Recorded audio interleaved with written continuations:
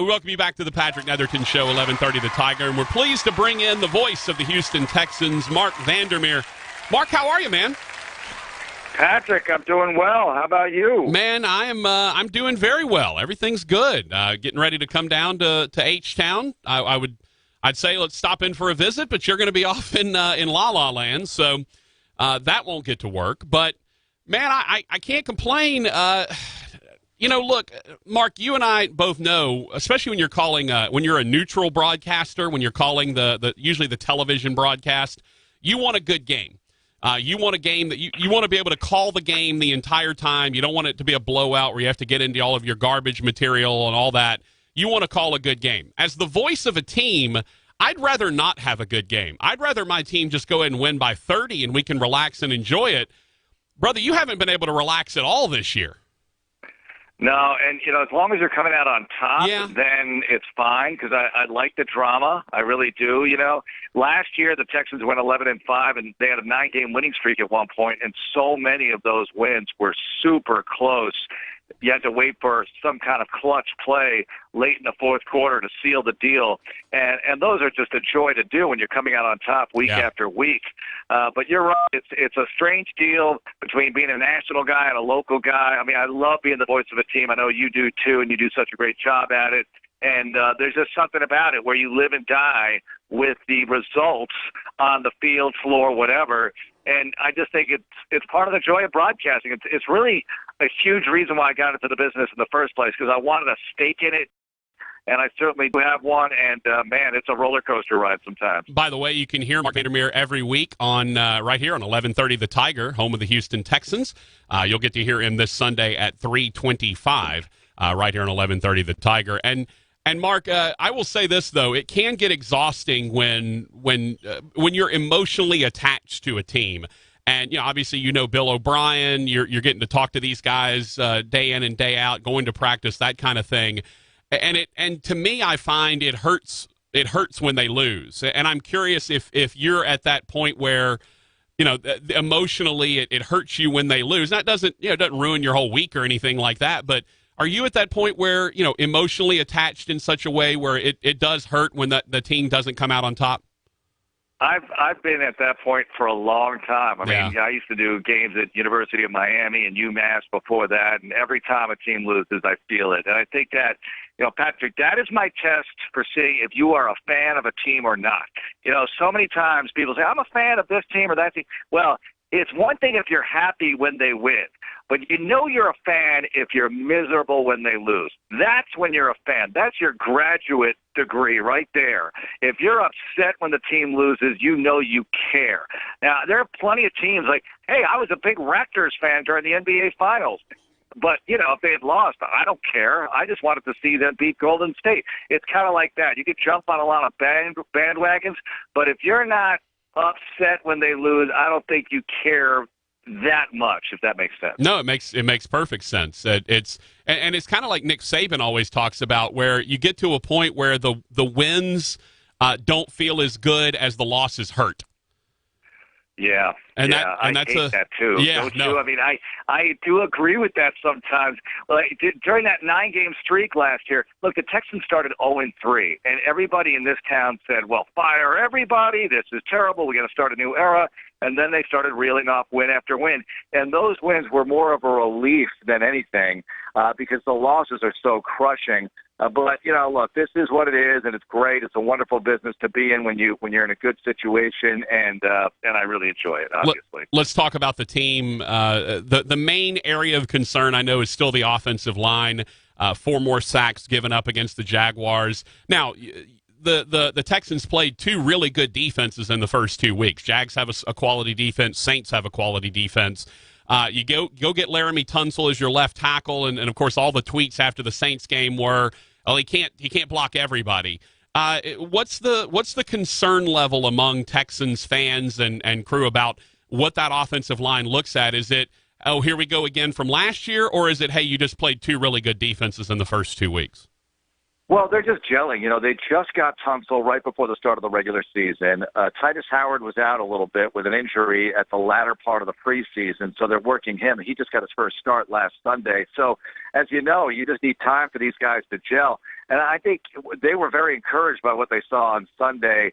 There were 4 sacks on the stat sheet, but 2 of them were sort of tap downs and a fumbled snap and another fumble. So it wasn't like it was a barrage into the backfield by Jacksonville. Now, I'm not saying that doesn't mean that Joey Bosa's not going to have a good time this weekend. We'll see. They've got to do a good job against him. But it just takes time to come together as an O-line. But the most encouraging thing is that they're running the ball well. They're 5th in the league running the football. Carlos Hyde is the 5th leading rusher in the NFL through 2 games. And that's such a surprise because they began camp with Lamar Miller and Deontay Foreman as their top 2 backs. And those guys are both gone. Foreman's gone from the organization while Miller is out for the year. Now you have Carlos Hyde coming in and Duke Johnson, and they're doing a nice job. Both guys averaging over 5.8 per carry. I think that this is something you can hang your hat on. You can travel with a run game. You can build off it with play action and whatever else. So if you can continue to do that, I think it's going to be a really good season. So there are a lot of other issues, and they got to correct them week after week. And Bill O'Brien always says it's a get better league. They got to find a way to get better, but let's just take it from here. Talking to Marc Vandermeer, the voice of the Houston Texans. Mark, defensively, J.J. Watt, first time in his career that he was held without any stat against the Saints. He turns around, he has a fumble recovery, has a couple of hits on the quarterback. He seems like he's kind of getting back into that groove. I'm curious, and I said this a lot last week, that I thought the Jadeveon Clowney move was going to affect the team very much early on. They'd have to figure it out how to adapt to playing without him, and J.J. Watt playing without him on the other side. Do you feel like maybe you saw some of that adaptation this past week? Yeah, Merciless is off to a great start, and he's the AFC Defensive Player of the Week with 3 sacks for his first 2 games, 2 last week. So, I think with him rushing from a spot that's very favorable on that weak side, let's see if they can continue to do that. Also, I just think with Watt, he's healthy, so he's going to make plays. He draws a lot of attention. You want to see that continue. Clowney is a tremendous player. We all know that. There's no question about that. But they felt like they had to move in another direction with this, and maybe he didn't fit in some other ways in the organization. So they went ahead and made the move, and they have a bunch of guys who I think can get after it. Charles Omenihu, rookie from the University of Texas, he had a strip sack. You look at a guy, Jacob Martin, who they got from Seattle in that deal, he's found his way close a couple of times. So I think they have enough guys to make an impact back there, but, it's not super deep.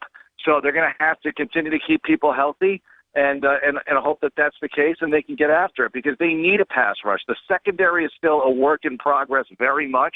So we'll see if they can, continue to build on what they've got up front. Were you a little surprised that Jacksonville went for 2 at the end of that game? I was surprised because I think that, look, there's analytics involved here, right? The analytics say, I guess, the percentage chance of you converting right there is greater than whatever's going to happen in overtime on the road. Coin flip, who gets it first? Do they score a touchdown and keep your offense off the field entirely? So I believe they took all that into consideration, plus momentum, and they knew the Texans' defense was tired because they just took a timeout to rest. So they felt like, let's just punch it in right here and go home with a win. So I understand that. But if I'm a coach, I think it's a gut call in some ways as well. I just brought up the analytics, but I think sometimes these guys just go by the seat of their pants. If I were them, I'd say, let's just play overtime, see what happens. The Jags were moving the ball well, and their defense was really giving the Texans some issues. So maybe their chances would have been better in overtime, but it's always hindsight there. I'm glad the Texans made the stop. They were inches away from a catastrophic loss. I mean, that would have been horrible to give up 2 scoring drives late, lose to a divisional opponent at home with the rookie quarterback, who I think is pretty good, by the way. I think Minshew's going to be all right. Yeah. But still, that would have been a tough one to digest, and I'm glad that they got the victory. Well, it would have been 2 weeks in a row for pretty gut punch losses. There's no doubt about it. That Saints thing, and look, I grew up a Saints fan, so the end of that Saints game was one of the craziest things I've ever seen in my entire life, and I don't know that either team deserved to lose that game, to be honest with you. It was such a thriller. You had that final minute of craziness with a Saints field goal, Texans 2-play drive, and then the Saints getting another field goal, and the great Drew Brees doing what he did. And now that he's out, it's just so weird that you played him, all-time leading passer in the history of the game, and now he's out for a while. And it's just strange how this league shapes up. You know, you have different situations, different quarterbacks you see. The Texans obviously didn't see Nick Foles last week, so things kind of even out that way. Yeah, well, the Saints didn't Cleveland wasn't smart enough to start Baker Mayfield against the Saints early last year, and the Saints eked out a win. So it kind of how this league is. Speaking of, Deshaun Watson is a guy who does expose himself to risk, and obviously with the sack numbers being what they are, I'm curious, have you seen anything from him in terms of, let's get out of bounds, let's get down? Do you see him protecting himself as much as possible?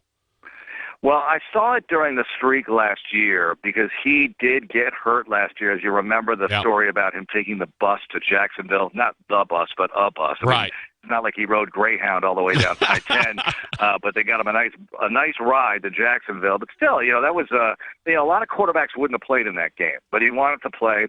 He was doing a better job of protecting himself. But here's the thing, Patrick. He likes to make the play. I mean, he wants to make the big play. He wants to score, not necessarily on every play, but he wants to make a big splash. And you don't want to take that away from him, yet he has to protect himself. And I think we have to remind ourselves, he's got 24 starts in this league, so he's played about a season and a half of games, and he's just going to have to continue to grow and get better. It's just going to take a little bit here because he only played 6.5 games that first year. He got hurt. Last year survived the whole season, and here he is. It's year 3, but it's kind of 2.5-ish. So he's really going to have to learn and grow. I think we've been spoiled by watching guys like Mahomes and maybe Jared Goff to a certain extent as well. I mean, the Rams are a very well-balanced team. I'm not taking anything away from Goff, but Mahomes is otherworldly. I mean, this is a ridiculous start to a career. It reminds me of when Dan Marino came into the league and just blew everybody away. So that almost goes in a separate category to me. Watson is a young quarterback.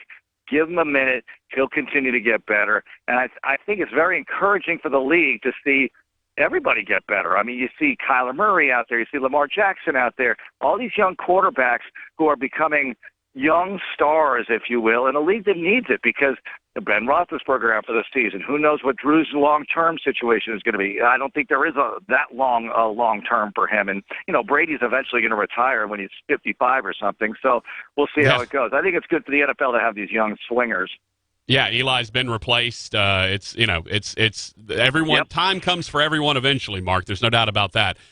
Last thing for you, I think, and I'm curious if you agree with me, I think DeAndre Hopkins is the most underrated wide receiver in the NFL. What do you think?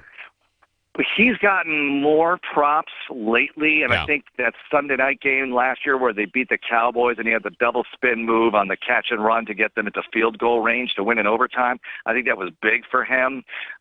He knows it, that he doesn't get maybe the attention of an Antonio Brown. Well, now Antonio Brown has a whole lot of different kinds of attention. We don't want to get that attention. But you know what I'm saying? Yeah. He knows this, but I believe you're right in so many ways he's underrated because he's a quarterback's best friend. The only quarterback that the Texans have had that hasn't really been able to take advantage of Hopkins is Brock Osweiler. That was DeAndre's worst year, and Osweiler stayed healthy the entire year. Other than that, whether it's T.J. Yates or Brandon Whedon or Brian Hoyer or Ryan Mallett, whoever, they've all been able to find a connection with DeAndre Hopkins because his catch radius is huge.